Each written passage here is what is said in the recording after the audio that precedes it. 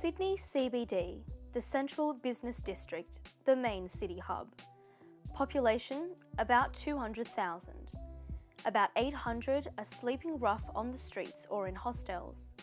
Almost half of those homeless are young, very young, between 12 and 34 years old.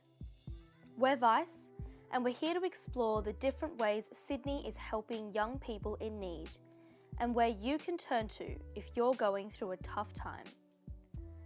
I talked to Trina Geesley from the City of Sydney Council on the people that she and the council helps. People who are at risk of homelessness, they basically can't pay the bills, they might be at risk of losing their tenancy, and also that goes right on to people who are sleeping rough. And so it's not just people who we see on the street that are experiencing homelessness. She says safety is the most important thing, and the police are your first port of call. But also more importantly after that, if they're at risk of not having somewhere to stay, or they're going to find themselves on the street, they can call a 24-hour hotline called Link to Home, and that service is for anyone who's at risk of or experiencing homelessness. And so basically Link to Home is open 24 hours a day, 7 days a week, every day of the year, and that number is on 1-800-152-152. Charities like Wesley Mission or the Salvation Army are ones you can turn to during a crisis. But what if you're just needing a feed?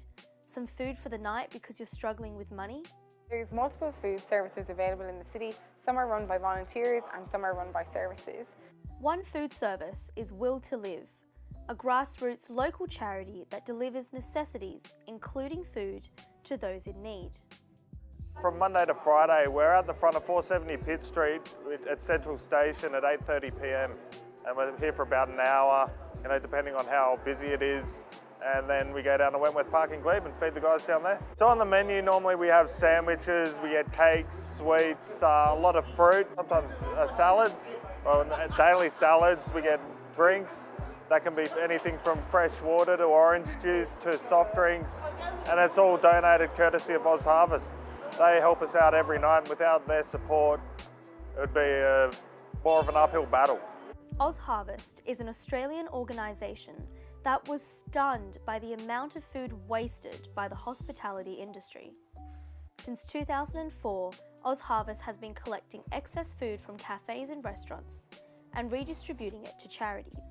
We'll go around to organisations and pick up food which is still edible, still healthy food, and we'll try and donate that or move that over to charities, who's then going to donate that to vulnerable people in need of a healthy meal. One of our major donors is of course Woolworths, and then we have some minor donors as well, some smaller supermarkets. We have some independent groups as well. So just how much food is Oz Harvest distributing?